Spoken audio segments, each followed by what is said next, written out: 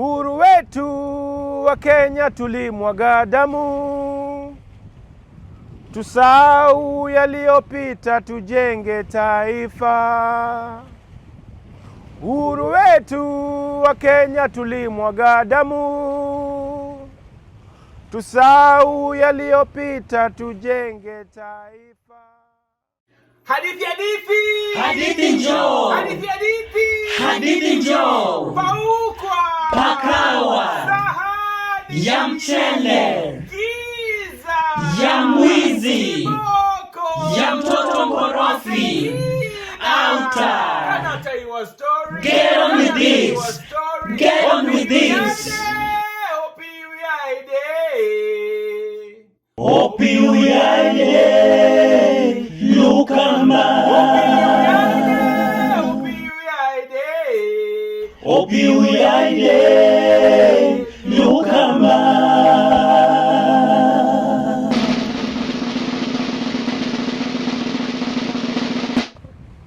Once upon a time, hapo zamani za kale, Chongilala, our ancestors lived in perfect harmony with the mother nature. Our ancestors honored the mother nature, and the mother nature in return showered them with great and beautiful and perfect gifts. Our ancestors named their children according to the mother nature, and the mother nature showered them with a fresh and everlasting freshness of land and milk and water. Can I tell you a story? Our ancestors honored the mother nature as soon as a child was born. Oh, our ancestors took a piece of the mother nature and put in the mouth of the child to remind the child, be one with the mother nature. That was the first vaccine that was ever produced. Can I tell you a story? Are you ready for a story? Our ancestors were one with the mother nature. They named their offsprings according to the day of the week. Kwame, Kofi. They named their children according to the position of the sun. If the sun was rising, or if the sun was in its full splendor in the afternoon, or if the sun was going to sleep and the moon was coming out in full splendor. They named their children in honor of the mother nature.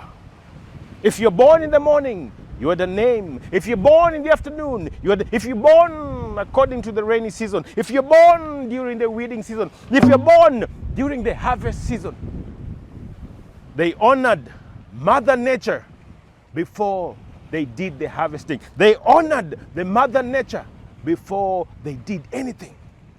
Little children, as soon as they were born, they took honey and put in the tongue of the little one to remind the little one that life is very sweet. On the same token, they also took bitter herbs and bile and put in the tongue of the little one to remind the little one that life is also bitter. In life, you will experience sweetness. In life, you will experience some bitterness. Be ready for life. Can I tell you a story? Can I tell you a story? But one day, the prophets and the prophetess prophesied and said, we see a long snake coming into our land. This snake has eyes like fire. This snake has smoke coming out of his nostrils. This snake is carrying some people whose skin are as pale as the moon. These people, they look like they have leprosy. These people, they have sticks of fire in their pocket. Beware of these people. These lepers, they will smile to your face like scorpion, but at the back, they will sting you. Beware of these lepers. Can I tell you a story? Are you ready for a story? Ladies and gentlemen, it wasn't long. The Europeans came with the trains. Yes, they did. And that is what the prophets like Syokimau prophesied. When the Europeans came, they went all over Africa and fell in love with Africa immediately. Oh, they went to the western side of Africa and saw the gold, the rubber, the cotton, and they fell in love immediately.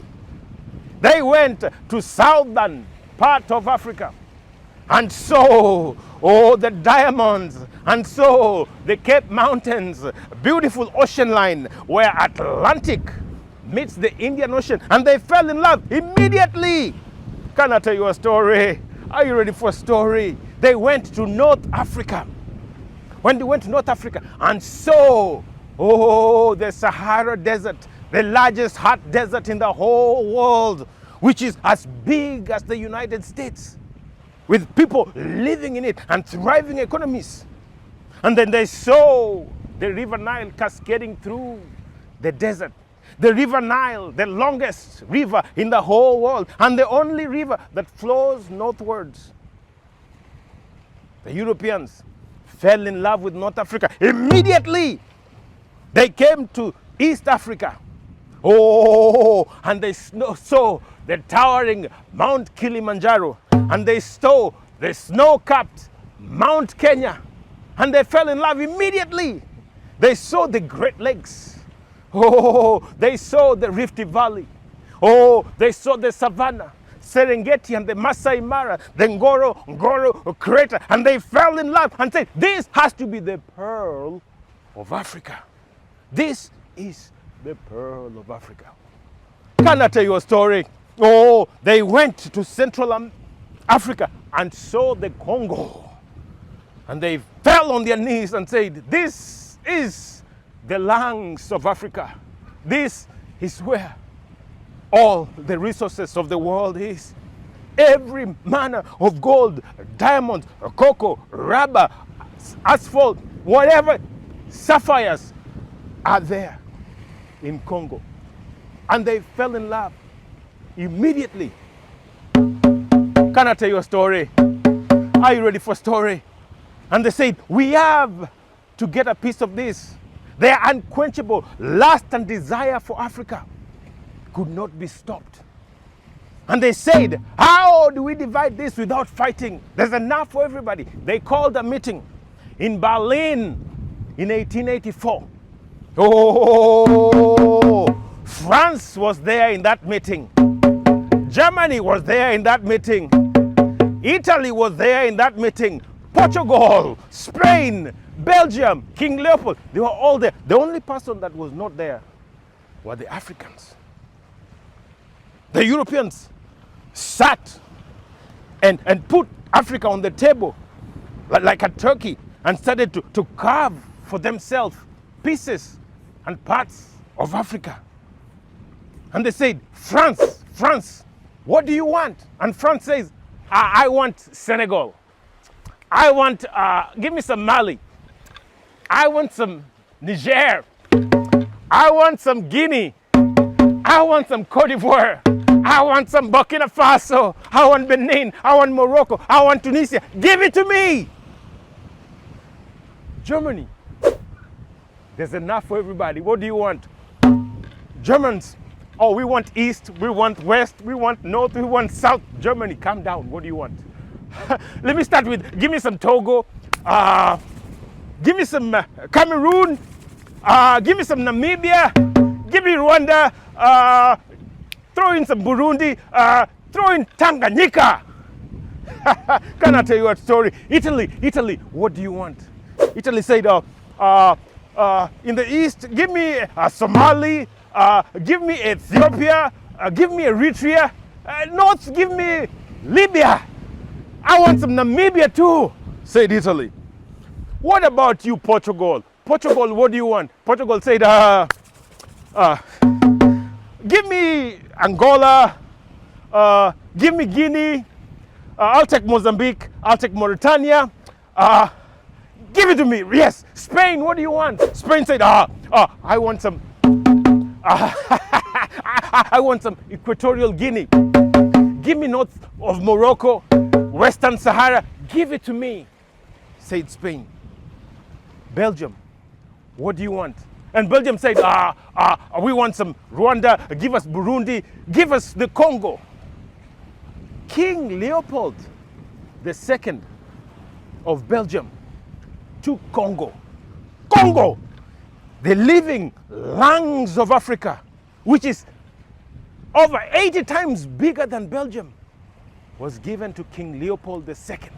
Can I tell you a story? Are you ready for a story? Britain said, we'll take everything else that's left, said the British. We'll take Egypt, we'll take Sudan, we'll take Gambia, we'll take Nigeria, we'll take Sierra Leone, we'll take Zimbabwe, Zambia, Malawi, Kenya, Botswana. Give it to us, said the British. Ladies and gentlemen, they carved Africa.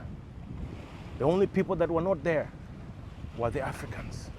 And they said, how do we take land from these Africans without them knowing? They thought long and hard, and they came up with what they thought was a brilliant idea. Can I tell you a story? Are you ready for a story? They said, let us send missionaries with Bibles in their hands. Great idea. So they sent the missionaries. And when the missionaries came, they had Bibles in their hands. And the missionaries, they told us, let us pray. We closed our eyes to pray. When we opened our eyes, we had the Bible and they had the land. And when we started to fight back for our land, they brought guns. They brought guns and they started building railway lines. They started building ports all over. And our people started to resist and fight some more. Oh, can I tell you a story? Are you ready for a story? Those who resisted and fought like Koitalel Arab Samoye, Kinjeketile Ngwale of Tanzania, Mukwava of Tanzania, Mora Wangiti of Gusii, Otenyo Nyamaterere of Abagusi, Didan Kimadi, Steve Biko. Some of those people were captured and their heads cut off as a sign to remind the natives, if you resist us, this is what we will do. We will cut your head off. To this date, while I'm talking to you, some of those heads are still in the museum in Europe. The heads of the freedom fighters. King Leopold II of Belgium, he was so vicious. He was so vicious, he would cut off the limbs of those who opposed him. He would cut off the feet of those who were not growing rubber quick enough for him to sell. That's how vicious King Leopold II was. Hitler killed over 10 million Jews and is considered the most evil man in the world. King Leopold II of Belgium killed over 20 million Africans. But nothing is mentioned about him. That part of history is denied.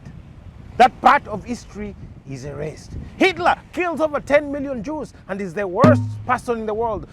King Leopold II kills over 20 million Africans. And no one knows about it.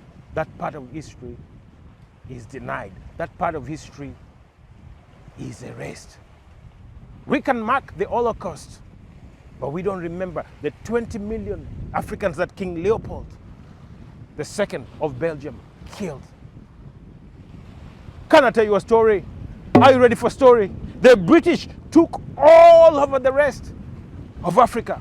When they came to the central province of Kenya and saw the Mount Kenya and saw the beautiful, luscious land, the British were salivating. They wanted every inch of that land. And they told the Kikuyus, we are taking over this land. They took the land. They imposed hat and poll tax. If you could not pay the tax, they took your land. Can you imagine the land that was being given to you by your ancestors being taken away? And they forced the local people, from now on, we want you to grow only cash crop. Crops that we can sell and make profits. Can I tell you a story? Are you ready for a story? You have to grow cash crops like tea. You have to grow cash crops like coffee, cocoa, pyrethrum, sugarcane, rubber, things that we can sell. You cannot grow potatoes.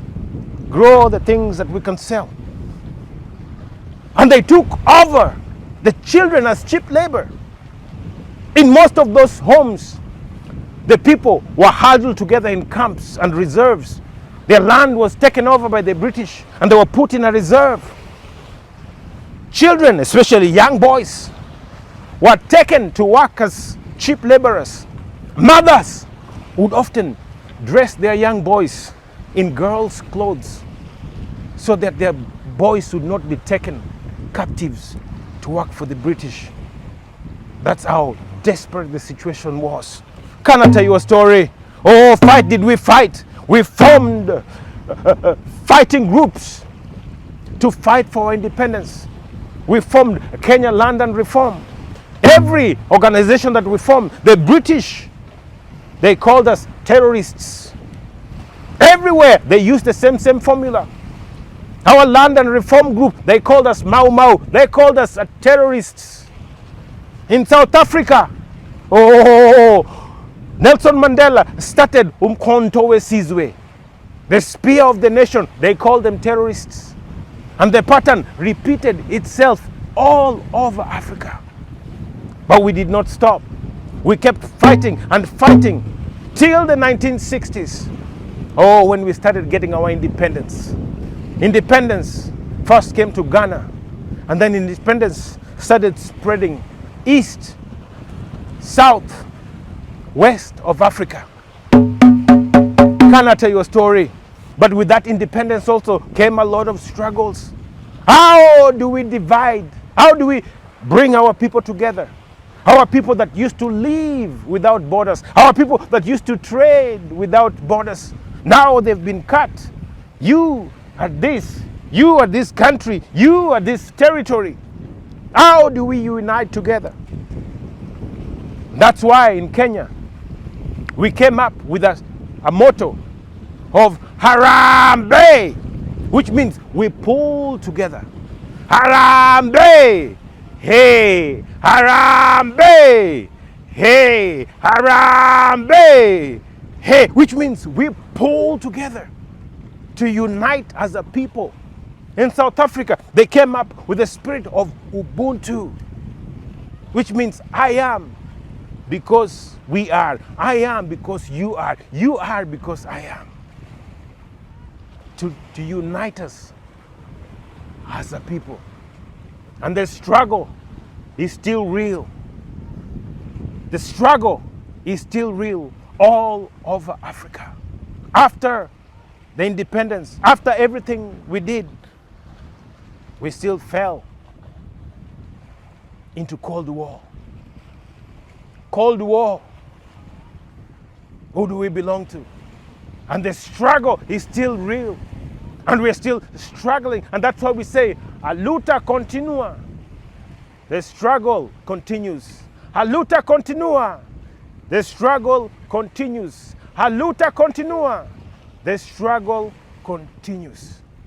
So wherever you are, whether you are African in Africa, or an African in America, in the Caribbean, in the West Indies, wherever you are, a luta continua, the struggle continues.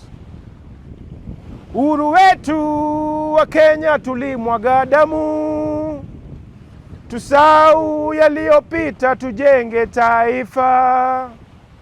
Uhuru wetu wa Kenya tulimwaga damu, tusahau yaliyopita, tujenge taifa. Hadithi hadithi. Hadithi njoo. Hadithi hadithi. Hadithi njoo. Paukwa. Pakawa. Sahani. Ya mchele. Giza.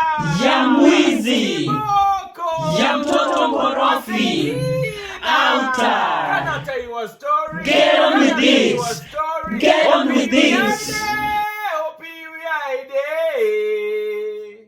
Opiuyaide Lukamba. Opiuyaide. Opiuyaide